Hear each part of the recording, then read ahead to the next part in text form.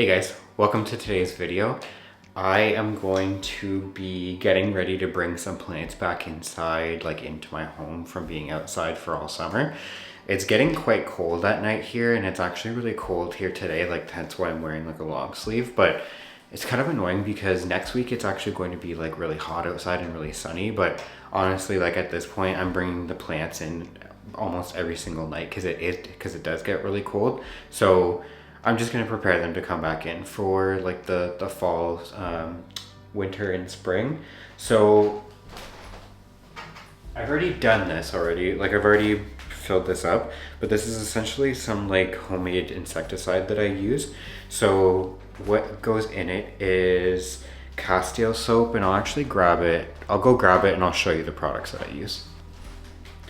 So the first one that I use as a part of it, and I do this kind of like all year round whenever I do like a pest treatment. So essentially what I do is it's this peppermint Castile soap, and honestly I've had this for about 3 years, and this is how much I still have left. So like it lasts forever, but I essentially do this. So I add a tablespoon of this peppermint Castile soap, and then a tablespoon of this organic neem oil. And I know like some people hate the smell of neem oil, and like, yeah, it's not the best and it doesn't smell the greatest, but that's okay. Like I don't find it's too bad, but I use those. And then I use 70% isopropyl alcohol. I don't have that because it's in my bathroom, and to be honest, I don't want to go get it. But and then I put it into a spray bottle like this with really warm water, not really warm, but just warm water. And then I shake it up, and then I kind of just spray down the leaves and the patios and stuff like that. The only thing that I've done differently with this one is I added Diatomaceous Earth to it. So Diatomaceous Earth, I'll show you kind of like in B-roll what it looks like when it dries, but essentially it dries onto the plant's leaves and stems and things like that. And it's like a white residue that you will have to take off after a certain point, but it does a really good job.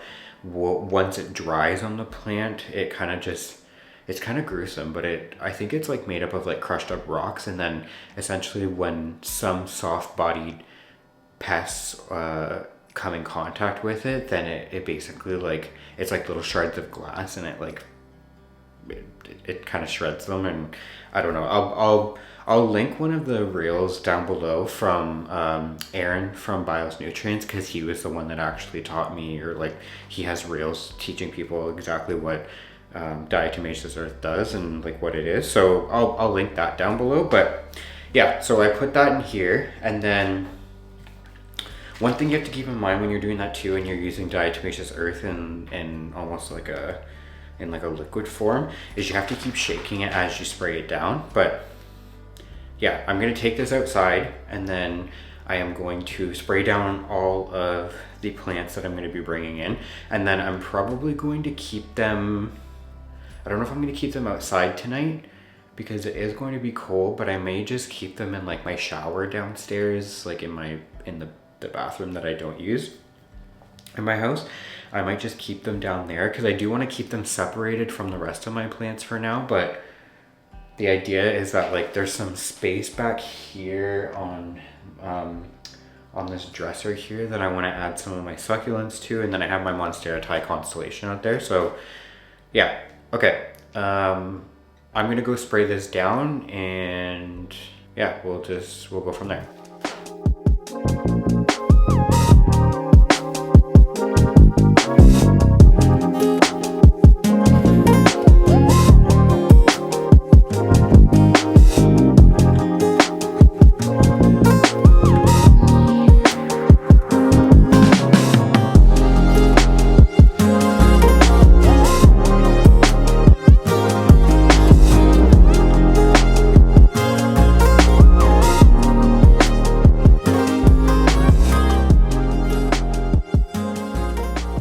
Okay, so it started to rain while I was bringing all the plants over to kind of like my back door so that I could spray them down. So I'm gonna wait for it to stop raining, and hopefully it will stop, but it's been raining off and on today, so I guess it probably wasn't the best day to do this, but that's okay. I'm I'm just gonna wait out for the rain because I don't want the rain to wash away the diatomaceous earth that will go onto the like leaves and stuff, because that's what's gonna kill any pests that kind of come out. So I'm just hanging out right now with Mark.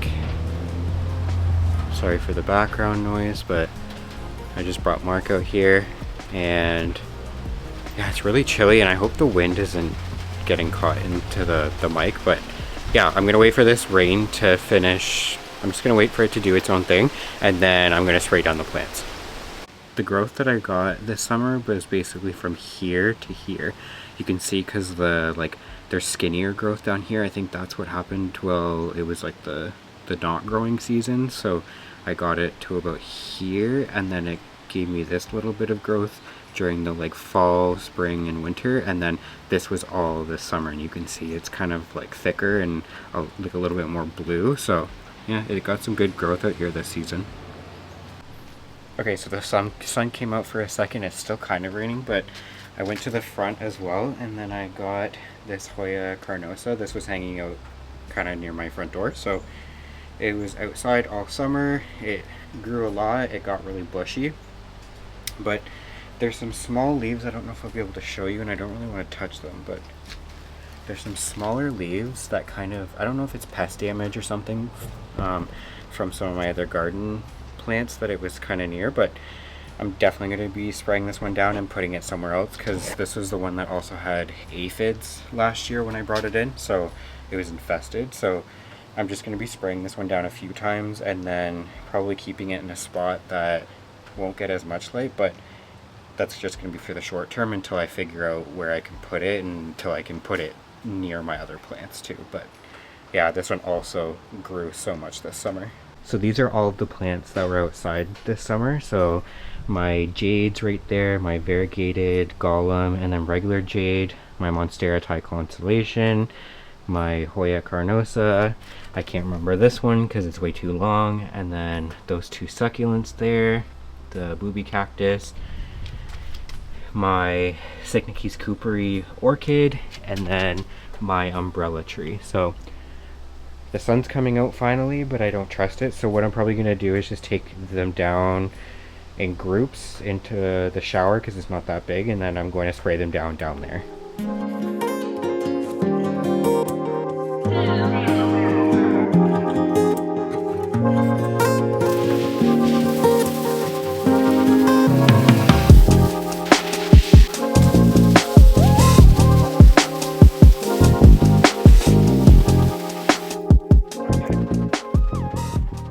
Mark, look, look.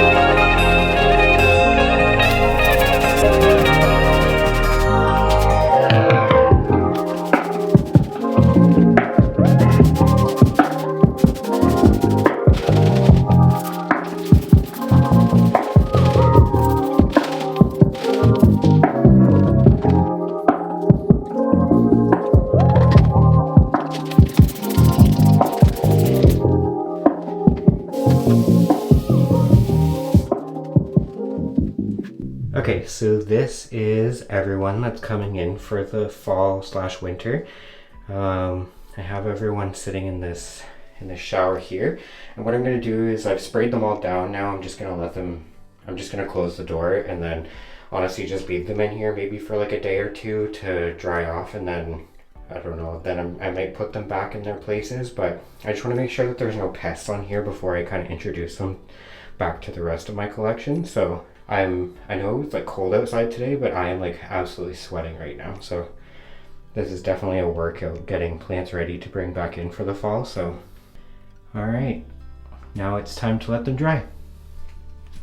So what I'm thinking of doing is possibly moving this Alocasia Dragon's Breath, or whatever the botanical name of it is, because there is some white space right here. I kind of want to put something a little bit bigger there. So what I think I'm going to do is I'm actually just going to take my jade plant that I have, like my regular jade, like tree looking one, and put it there so that it kind of fills that space nicely. I'm just leaving this out in room humidity actually right now because I'm going to be sending this to a friend, but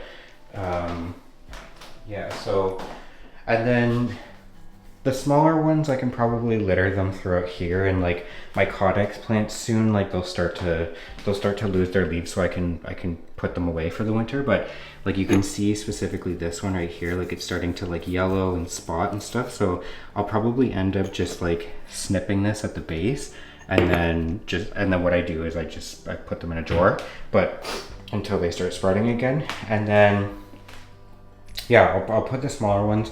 I'm thinking I may want to put maybe the Golem Jade over here too. I'm not sure, because I have a bigger Philodendron Sodiori, or I'm not sure if I'm saying it right, but I have a bigger one coming soon, so I don't know if I'm gonna want to put it there. But I think for now I'm just gonna put all of my like succulents and stuff onto here because it gets a decent amount of light. But yeah, that's what I'm thinking. And then I may have to put the smaller one somewhere else, and I'll have to figure out what to do with that Cycnices Cooperi orchid. But yeah, other than the succulents, like I'll probably have to figure out what I want to do with the Cycnices Cooperi orchid, because it will start to drop its leaves soon, and then hopefully I'll get some blooms, and I'll put an example of what the blooms will look like on it, but hopefully I'll get some blooms on there soon. But yeah, I'm excited to get them inside the house now, because to be honest, I keep forgetting to water the plants outside. I keep forgetting to bring them in when it's raining, like, because it obviously doesn't rain when I want it to water the plants. So I'm excited to bring them in, so that I'd have to stop bringing them in like when it's cold and stuff, and then just leave them in here until next spring or like early summer. But yeah, I will let them dry, and then you can see me style this area here once it's ready to go. Okay, so before I show you what I did and how I laid out all of my plants, I just have to say that I filmed a lot of this in, I think it was like early October. No. It was late September. So I filmed a lot of that in like mid to late September, and then I kind of just went on a little bit of like a posting break on all social media and like Instagram and YouTube and stuff. So I stopped filming, and now I'm getting this ready to post now. So I know I'm really late to the game, but I mean, it's better late than never, right? So yeah, I just wanted to say that this is what it's like in December 2024. That is like where we are now. So it's like 2-3 months later. So yeah, okay, I'm gonna show you how I like where all of them are all set up now. Okay, so I have these two here. So I have the regular jade, and then I have the Golem Jade, and I still kept them in that area because I feel like they fill that space really nicely, because before it was a lot of like white space around there. So I feel like they fill that space really nicely. And then I'll put a video up on the screen of a reel that I created and I posted on my Instagram of what these blooms look like. But my Cycnices Cooperi orchid that I have, it pushed out these stunning blooms. So yeah, I'll show you guys what it looked like, and they only lasted like less than a week. So yeah, it's crazy. But I put that there. And then I put the booby cactus right there because I feel like I ended up having to move this out of one of my IKEA greenhouses, and it's kind of just like spanning, it's kind of spread all over. So this was the perfect spot for it because it's so slender and it can kind of fit in that spot perfectly. And then I put this guy here. So yeah, that's where I put all of these guys. And then the last one, so this is where I put my variegated jade. So it's on top of my IKEA greenhouse right now, the Millsbow wide. And yeah, so I put it right here and it's been doing really well. I really want this one to grow, so that's why I have it directly under a window. So yeah, I really want this one to get nice and big like my other one. So that's kind of why I prioritize putting this one here. Plus it's variegated, so like it needs more light in order for it to grow, and there's already less light than there is during the summer. So yeah, that's where this guy lives now. Whew, my arm's getting tired from holding holding the tripod. But for anyone that also wants to know, that doesn't understand why I went through all of that before, of like making sure that it was pest free before bringing it back in, is because I have a pretty big collection, right? So like obviously I don't have hundreds and hundreds of plants like what some other people do, and like in that case I would really recommend doing something like that if you have plants that live outside.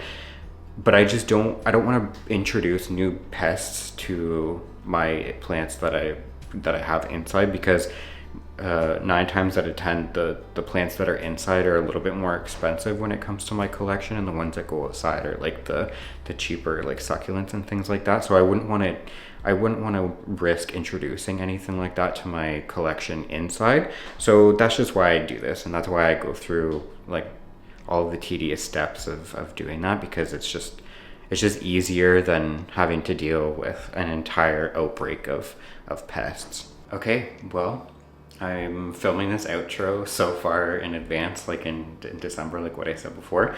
But yeah, that is essentially my process or my workflow when it comes to getting my plants inside that have been outside all summer long, and like making sure they're nice and clean, making sure I'm not introducing new pests to the rest of my collection. And one thing that I do recommend you doing that I didn't really mention is, if you have the space and you can do it, try and isolate those plants for a little bit, like within like kind of like for, I don't know, about a few weeks, I would say.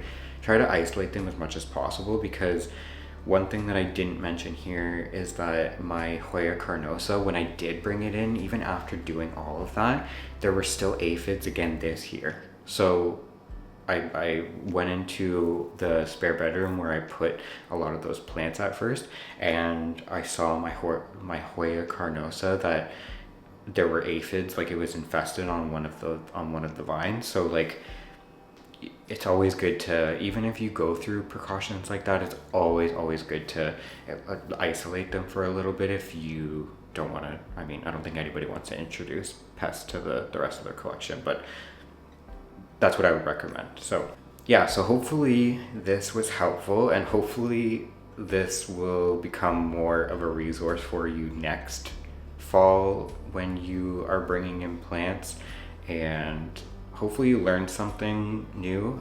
If you haven't and you just wanted to kind of listen to me ramble, that's completely fine too. But yeah, hopefully this was helpful in some sort of way, and I'm glad to be posting again. So this will be the last post on YouTube that I will be doing before, I guess, like the holidays come, and before like the end of the year, and like as the new year starts.